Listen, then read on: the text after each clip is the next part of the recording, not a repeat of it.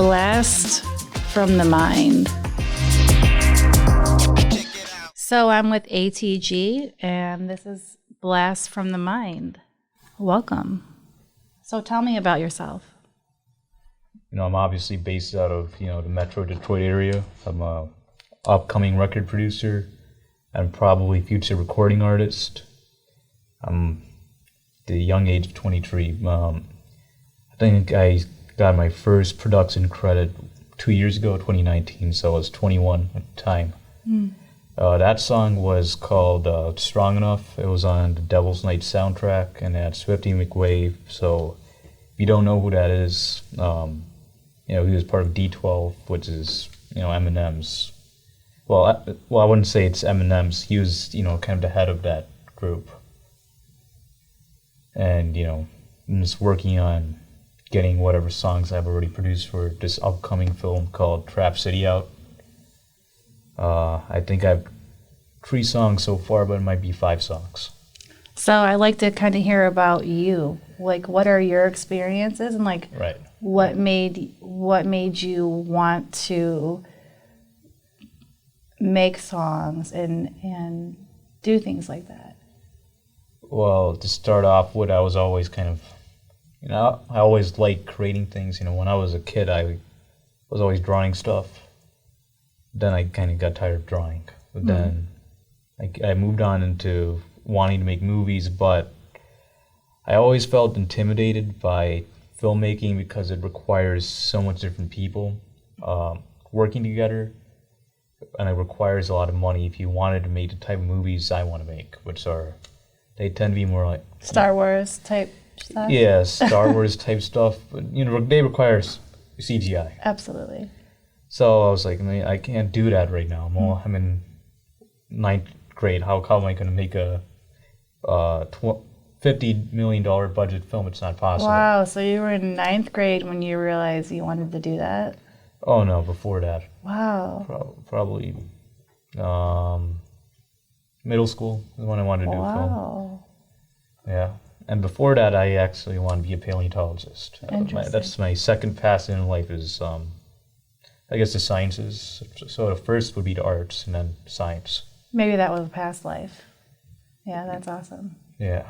But then I was getting into music. I was starting to listen to it. I think I was going through a period where I thought I was kind of, there's a lot of people in the world that kind of feel like they're intellectuals for not liking music with singing in it. For some reason, I don't quite, I was like that, so I guess I understand it, but then my mom showed me Eminem. She's like, you should listen to this song.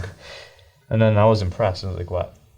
Because I think at the time, mid-2000s, it was just, it was very, I guess, bubblegum pop music, and it didn't really appeal to me. It just felt kind of bland.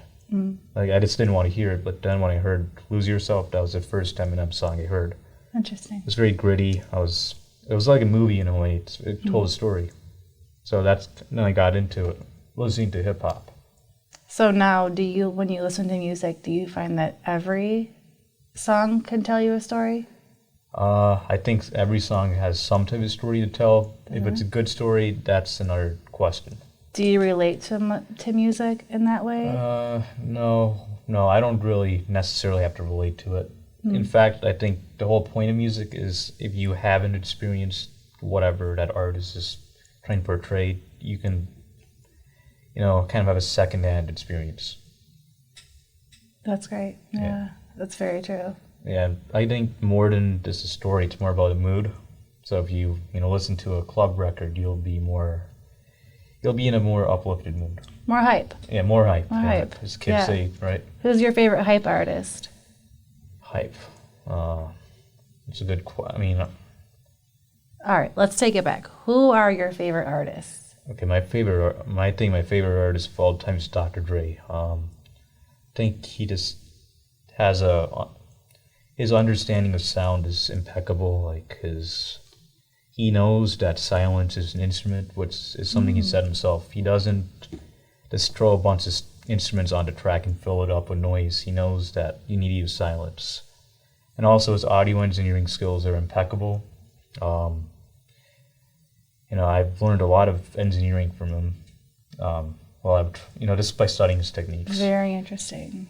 Also, I think, his approach is, why don't we make a loop that sounds amazing on repeat? Like, you can listen to this one loop forever. And he just pays a lot of attention to each different part. All the details. Yeah. Like a lot of producers, in my opinion, they try to overdo it. They just add too much, and they don't focus on developing, this one instrument. How can I make this one instrument sound good? They don't do that. Who else does that, in your opinion, when you listen? I don't really think anyone quite does it like Dr. Dre in terms of how minimal he is. But who makes you feel that way when you listen to them? Like, you listen and you're like, or who else influences you, or who else is your... Okay, Kanye West, he's very inspiring. Really? Yeah, because he actually has a very different approach than Dr. Dre. He kind of likes to go over the top, but he's able to make it all sound like one song. So I find it very impressive that he's able to combine multiple genres and make it all sound like one song.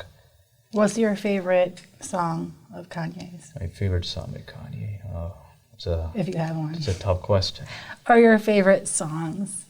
Okay, I think my favorite songs, Gold Digger is, it's very fun. It's got the beat. Yeah. Yeah, it's got the beat. Power. That Power is my favorite Kanye West song. Yeah, Power. It's kind of a weird song if you really think about it. I think it sampled quite a bit of different genres and put them all in one song. Like, it used a King Crimson sample somewhere in there, some funk drums. It was pretty crazy. So what about other types of music? Do you like other types? Yeah, that's... Do you like, rock or country or anything like that? Or, yeah, I do. So before getting to hip-hop, I was into movie scores, film scores, still am. And, and I see film score as an extension of classical music. So I was into classical and film score before hip. Yeah, also, I like a lot of different genres. I like ambient music a lot, like Brian Eno. He's alternative R&B. Like The Weeknd. He's my favorite That's my favorite too. He's my favorite artist right now. Love him. Yeah, he's so great. Yeah. I can't wait to go to a concert. He's my first one I'm signing up for. Yeah, I've been to 2 of his concerts. What? Yeah. So jealous. Yeah, I missed Travis Scott though. I was supposed to see Travis Scott in traffic and I couldn't see him. I was supposed to see The Weeknd on my birthday. It was my birthday weekend, the day before my birthday. And that's when everything sort of got shut down before that. But I was so bummed. I'm like, oh my God. Yeah. He's the shit. Yeah, he's very talented. Yeah. Very talented. Very. Yeah. And he not only does he have the vocals, but he's got the lyrics. He's got the... He has the vision. Yes, the vision. He's got the vision. Have you seen his videos? Yeah. Oh my God. What's the latest one he did where his head... Too Late. Too Late? Was it Too Late where his head is in the middle of the road where those girls are? Yeah. Oh my God. Yeah. Oh, it's crazy. I looked at it like... I don't want to watch the video again, but I will listen to the song over and over. He's brilliant. Yeah, he really is. Who else do you think is brilliant? So, I named Dr. Dre, Kanye. Actually, speaking of Dr. Dre, Hans Zimmer actually reminds me of Dr. Dre. Really? Yeah, because, Hans Zimmer, the compositions are, a lot of classical, classically trained musicians, they always criticize Hans Zimmer, like, oh, his compositions are very simple. But what Hans Zimmer does is he's able to make a simple composition sound just very vast, very just gigantic. And who is Hans Zimmer for the people? So, Hans Zimmer is, he's one of the most prolific composers of the modern era. I think, my personal favorite score of his is The Dark Knight, the whole trilogy. So he's a producer or a director? He's a film composer. Okay, he's a composer. He's a composer. I think he got his big start with Crimson Tide and also The Lion King. The Lion King is what most people probably know. Okay. So he was responsible for all of that. Beautiful. And Inception, Interstellar, I mean, Gladiator, the list goes on. So he's also one of your... Yeah. Yeah. In fact, one of the songs they produced called Paranoid was kind of inspired by Hans Zimmer. Who else do you feel influenced by? Let's list one more. You know, I said The Weeknd. The Weeknd. Weeknd. He's Brian Eno. He's one of the pioneers of ambient music. So it's, you know, it's very. I think he described it as music you're not supposed to notice. What's beautiful about music that doesn't have lyrics, even if it does or doesn't, you can make up your own understanding, your own correlation, your own whatever you're in that mood and understanding. Like, it just flows. I listen to music all day long, like all day long, and I'll be, you know, doing things randomly around my house and I'm constantly listening to music because it's my outlet. And it can be any kind of music. Like, my playlist has literally over 2,700 songs on it, and I've only had it since, I don't know, since April or March. Because I think music is such a way to connect. Would you agree? Yeah, I mean, I do see it as a way to connect, but for me, it's more about being transported somewhere else. Yes, that's with yourself. Right, yes, absolutely. So where does it take you? You know, depends on the song. Like The Weeknd, I feel like I'm kind of like in his world. In his concert, like standing there right in front of him, or in where he's at. Yeah, absolutely. like, you know, like I'm in Toronto. I'm living his life. His life. You know what his life absolutely. is. I mean, I have nothing to do with his lifestyle, but absolutely. I feel like I am. But I'm like, yeah. Yeah. I get that. That's funny. Yeah, I feel like I'm snorting a line. Coke. I was just gonna say the same thing. I'm just doing a line off the table, like the biggest line you've ever seen, and then you're like, what can I do now? It's exactly how I picture his life, especially in that song. Blinding Lights, so good. Heartless, so good, so good. Snow Child, that's my good. favorite. Yeah, that's one of the best ones. My favorite. Probably one, top three. From After Hours or from the After Hours. Yeah. Oh, yeah. Not overall. I wouldn't even know how to rate his top overall because he's got so many. How about female artists? I like Dua Lipa. Oh. Yeah. Also, this is a little more. I'm not going to say obscure. Just, I guess, less commonly known. Beth Gibbons from Portishead. It was a trip hop group from Bristol, England. It's kind of like, you know, it had these old school hip hop beats in the background, but it's very lo-fi, and then she has this very haunting voice, and she sings over that type of production. So also they're inspiring to me. Also, Portishead. I feel like I don't know who they are. Sadly, I've not heard their stuff yet, but I will definitely check it out. Yeah. There's a lot of, like, the beautiful thing about music is beautiful. Music to me is everything. Like, the beautiful thing about it is it can take you, like, say you're having the worst day in the world, you know, it can take you from having the worst day and you just, you know, put your headphones on or you listen and you're like, you know what, I'm transformed to this place, and it puts you in that mood. That's what's so beautiful about it. And it's got a lot to say about, like, our brains and how they work, you know? It's awesome. So what made you want to be into music? Like, do it for a living. Yeah. I mean, what made you want to do that? Well, it's something I like doing. I always just, you know, for me, school it was pretty easy to do well academically. but it wasn't something I was very passionate about. And also, I'm not really. I like to think of myself as a self-learner. So for me, school is not the most exciting place to be in. But yeah, it's just, and also I just feel like you should do what you want to do. I feel like too much people get stuck in the trap of they're trying to follow set expectations for them, then they live an unfulfilling life. Absolutely. So, at first I was kind of scared of actually entering the music industry. That's actually one reason why I have a degree in biological sciences, so I could, enter either the health or, industry, or perhaps get a PhD in the future or master's. It was kind of like a backup plan. Yeah.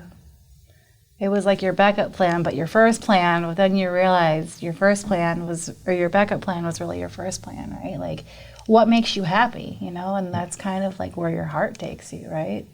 Yeah. I mean, like, that's definitely, you have to go where your heart follows, or where your heart leads you, I should say. Yeah. What were you more interested in, music or movies? Like, what got you interested first? Was it the music? Was it the movie? Was it the visual? Movies first, without a doubt. But, as I said, movies are intimidating, so... and I was actually just too intimidated to even make music, but I love music and I love film. I already, for film, the problem wasn't coming up with the ideas, the problem was the execution.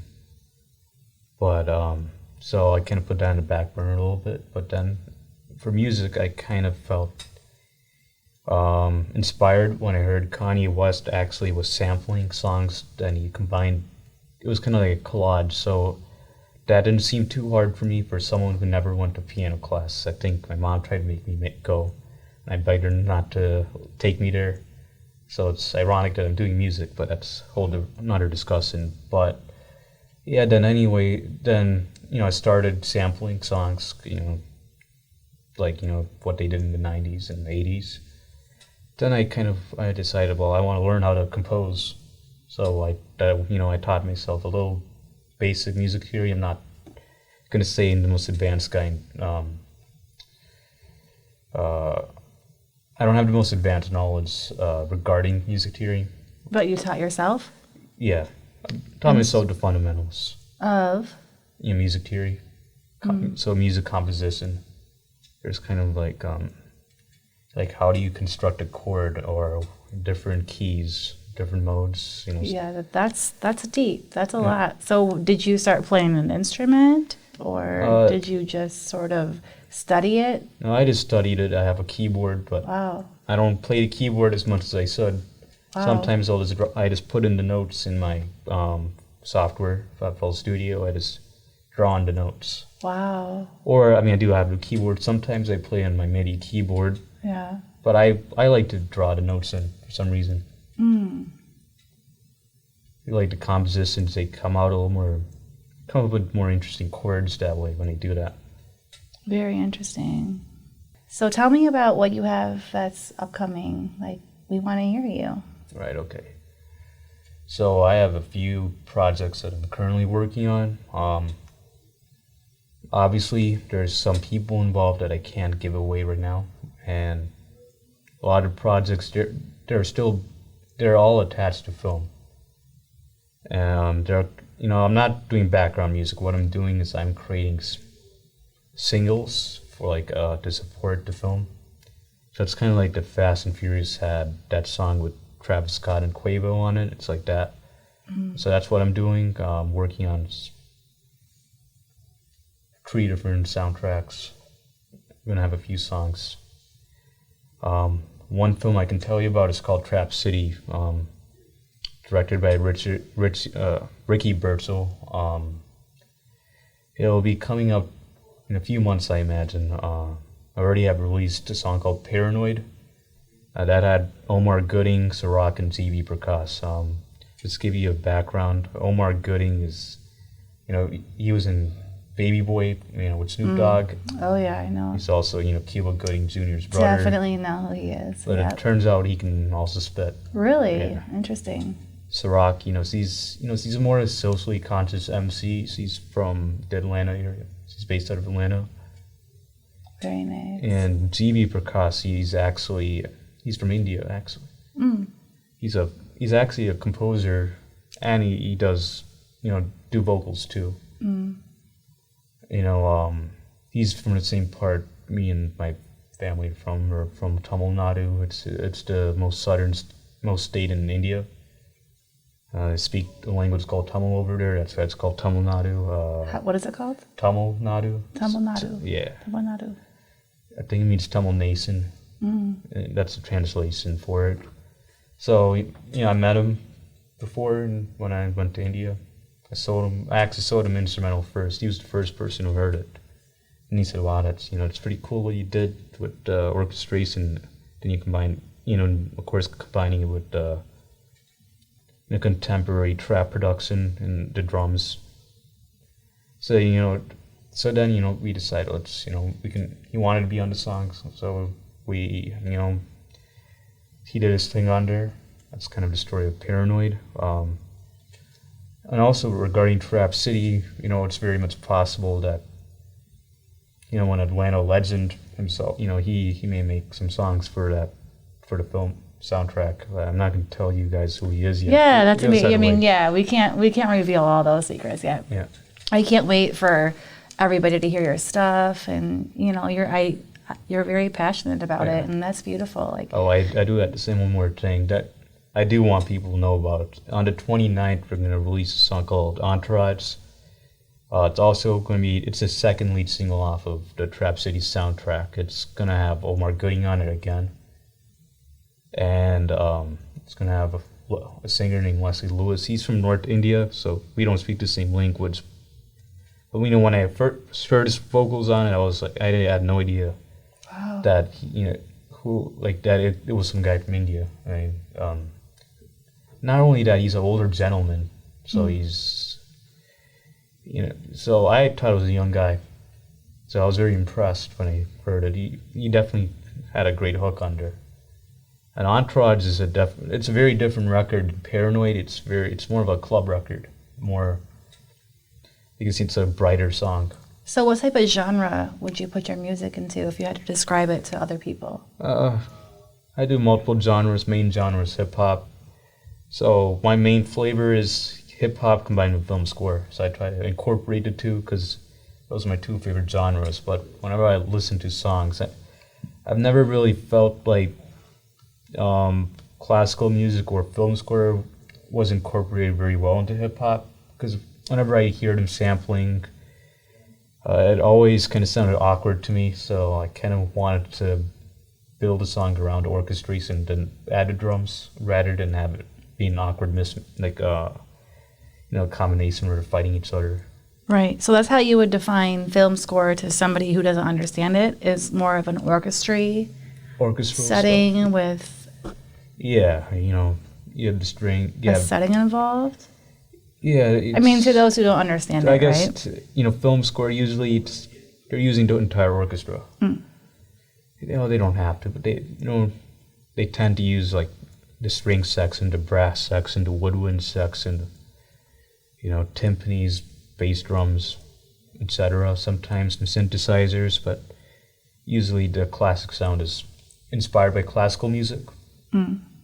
Very cool. Yeah, it's kind of, so I think, most film scores started out, nowadays they're a little more experimental, but when it first started out, it was all just using the orchestra, so it all was kind of inspired by these classical composers like Mozart and Beethoven, and Mozart is another inspiration of mine too. That's awesome.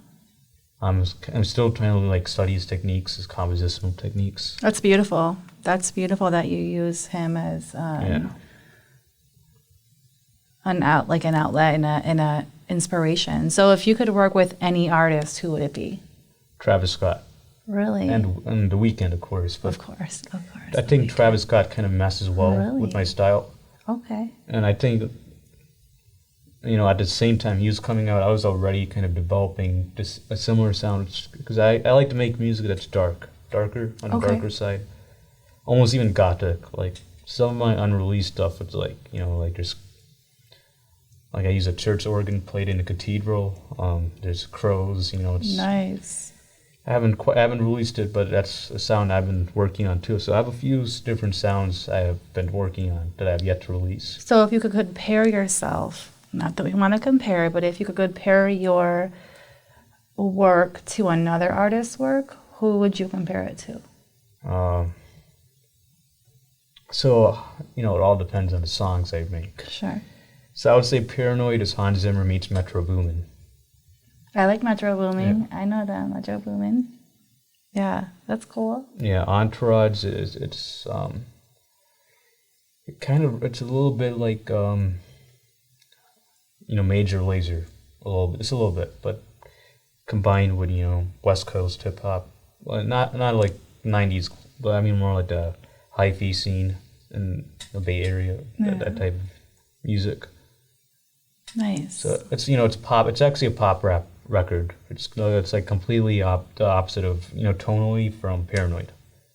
All right. Well, we kind of got to wrap it up, but thank you so much for coming on with us and taking the time. We really appreciate it. It's been really very interesting, very eye-opening, and I appreciate it. Yeah. Oh, it was my pleasure.